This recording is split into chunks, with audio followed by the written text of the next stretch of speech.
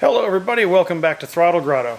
On this episode, we're back to working on that annoying little orange car that never seems to have anything done to it. Stay tuned.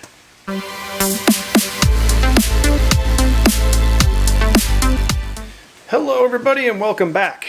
So it has been a long time since I've done anything on the Rabbit, and I apologize for that. I know that there's a lot of you that have been like, come on man, make a Rabbit video. You've been working on that rally car, you've been like track days, rallycross days. It's been a really busy summer, and unfortunately I haven't had much time to work on the Rabbit. So I guess I'll back up and give you a little recap of the stuff that I have been able to do that I haven't put on video. I had to pull the dash out. I got the dash sitting over there on the hood of the Datsun.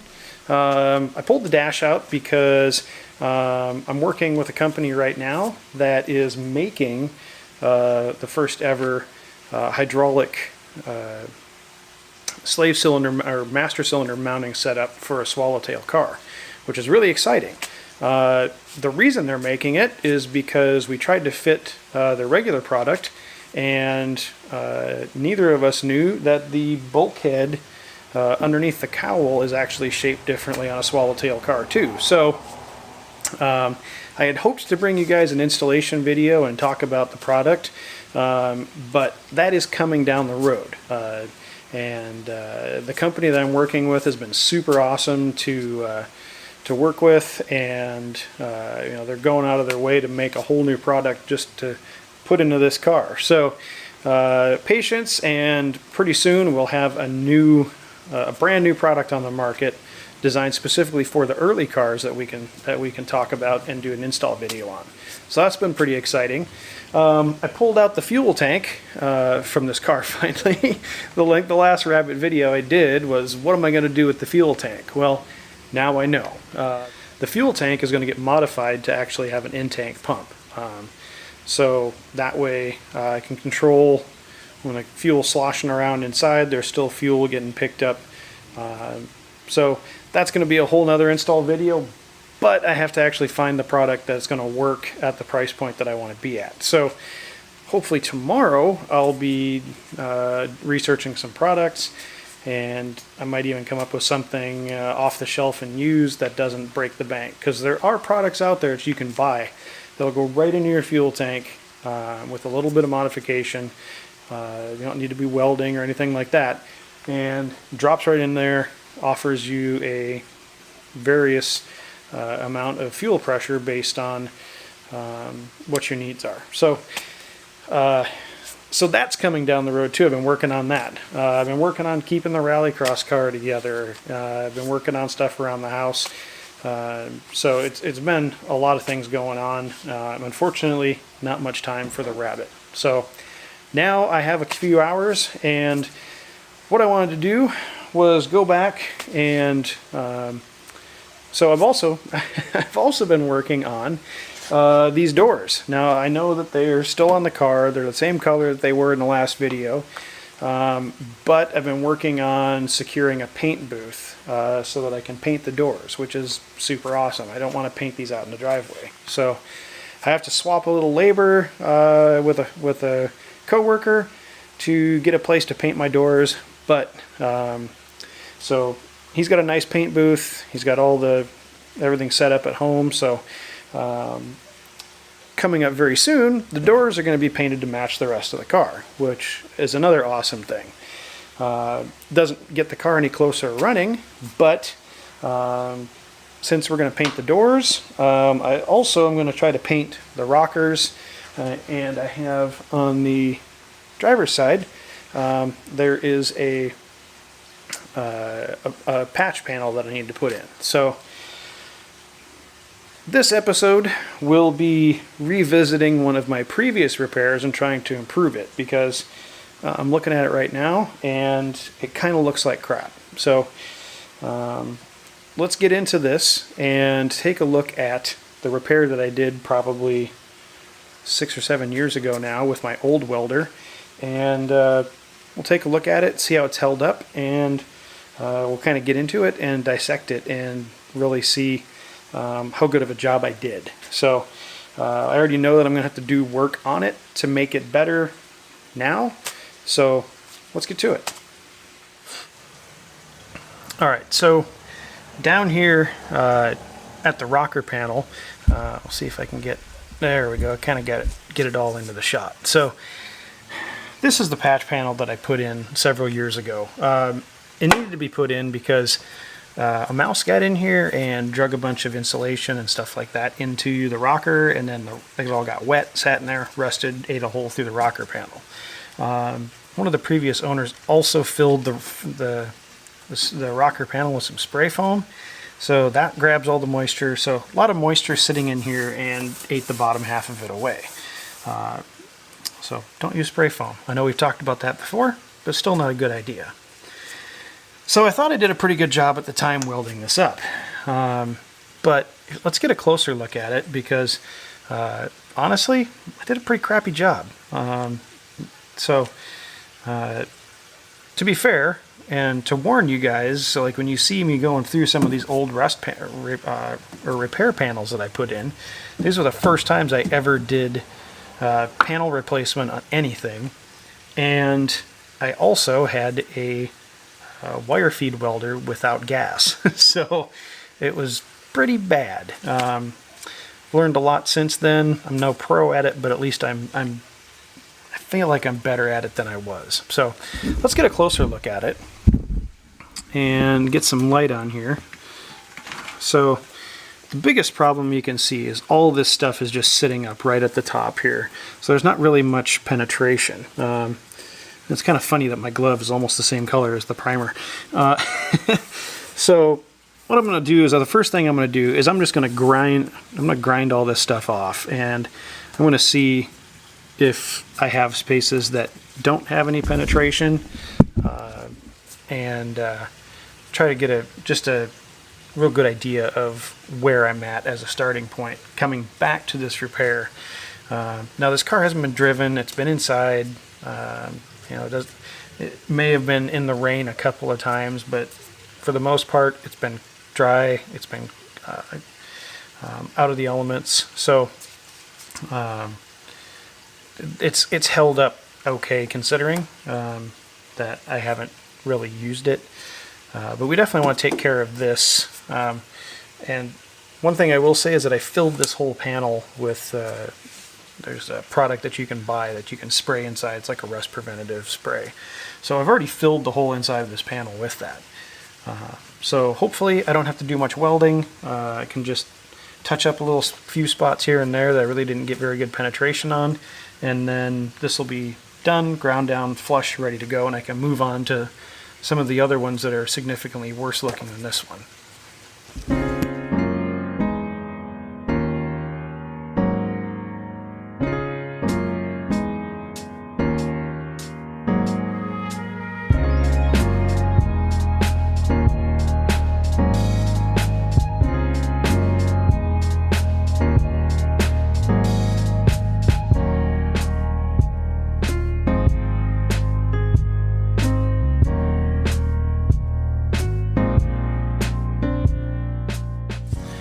Alright, so now that I've still got some grinding to do on the bottom side here, because it's really close to the frame rail, and I'm going to have to get a really thin wheel in there to grind all this stuff down on this flange at the bottom. But the process is pretty much the same. So let's take a look at, now that I've got that stuff ground off of there, and kind of see how good of a job I did or didn't do. So down at this end, if I don't block the light, this looks pretty good right here. I feel like I did a pretty good job right through here. This could just need just a little skim coat of filler. Right down here on this end, really jack this up. I didn't get it flush at all. So I think the best way to handle repairing this is I'm actually going to go through the cutoff wheel, or probably something smaller, and just make a cut right down here, because there's a big lip here. It's almost the depth of a small zip tie. And I'm just going to cut it, and then I'm going to make these flush again and weld it back up. And then grind it down, and then it should be repaired right. So that's what I'm going to do.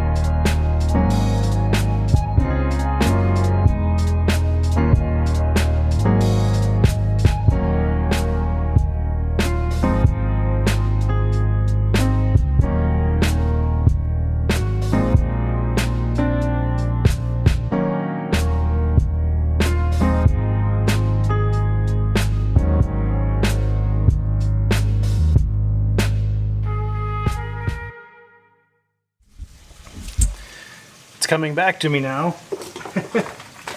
So I made a cut down here and remembered that when I did this originally, I had made this hole way too big. So now I have to figure out, how do I want to fix this little problem? I've got a pretty wide gap here that I need to bridge. And I can try bridging it with the welder. Ideally, I would cut out more metal and then make a piece to fit in there. And that might be the best way to fix it at this point. Is just make a cut right up here, and then just put in a little triangle of metal. So it makes more work, but I'm not bridging a huge gap that way. So I think that's what I'm going to do. So I'll catch up with you guys in a little bit after I get this patch done, and we'll see how it turns out. So what I should have done the first time was this. Let me show you. So you can see here I made a piece to actually fill in this big triangle, and I think this is going to turn out a lot better. So let me get this welded up and grind it down, and then we'll see how it looks. Alright everybody, so you'll notice that the car is on the ground, which means I actually finished this repair, which is an awesome thing. Before I show you the final result, or at least the result prior to any kind of filler or anything like that, I wanted to show you guys a technique that you can use after you weld something up to dress the weld. So I grabbed a grinder wheel, a flap wheel, and a cutoff wheel to show you guys kind of a really good way to dress a weld without running a grinder and all that kind of stuff. So I'm going to zoom you guys down to the table here. Okay, so I'm going to use this Sharpie to represent a weld, and the bench to represent, ooh, wait a minute, I can get fancier, this piece of aluminum to represent the surface you're working on. Let's see if I can make this.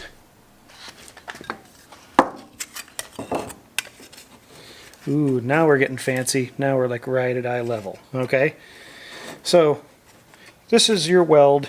This is the surface you're working on. So you have three tools. I mean, there's more things that you can use, but you have three tools.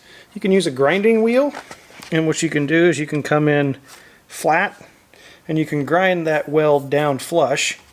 You can also use a flap wheel, and flap wheel will do the same thing.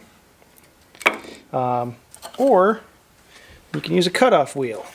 And the way you can use the cutoff wheel is you come in with the cutoff wheel on top like this. You have to use a real light touch. But the nice thing about doing it this way is, I'll use this Q-tip as an example. So let's say you get your weld all the way down here, and you start grinding, and in order to get that thing flush, you have to grind the metal around it a little bit, because you're not going to be, if perfect world, you'd be perfectly flat, and you'd keep it perfectly flat, and your wheel would never round off like this one has a little bit, and then you could just perfectly grind it, and then it would be flush. Same thing with a flap wheel. Flap wheels are really aggressive. You come in here and you get that flap wheel a little bit off, you're starting to grind into that surrounding metal. If you come in with a cutoff wheel, you can use just the very edge of that cutoff wheel. I don't know if you can see that, but you can use the very edge. Look at how fine you can get with the edge of a cutoff wheel and make that weld real nice and flush with the metal you're working on without getting into the metal, and making it thinner. So hopefully that tip will save you a little bit of effort in dressing your welds. Something that I learned from a couple of old guys back in the day, and it's come in really handy for dressing some welds. So take it down with something aggressive, but use the edge of that cutoff wheel and work that weld down. Practice it on a couple pieces of crap steel. Just run a couple of beads on them and practice it, and you'll see how easy it is to control what you're removing. So I'll show you what I did here. I didn't get any work done on the bottom side of the rocker because it was just ran out of time. This takes a long time. I probably got 3 hours into fixing this thing that I should have done right the first time. So, but here's the results. Look at how much nicer that looks. And that is with no filler, just a coat of primer. And I'm not too concerned about it being perfect because there's going to be the metal lower trim goes across here too. So, but what a huge improvement over what it looked like before. So there's still tons of body work to do on the Rabbit, but that's one less thing that I have to do later. So that's all the time I have for tonight. Thank you so much for watching. Until next time, get out there and work on something.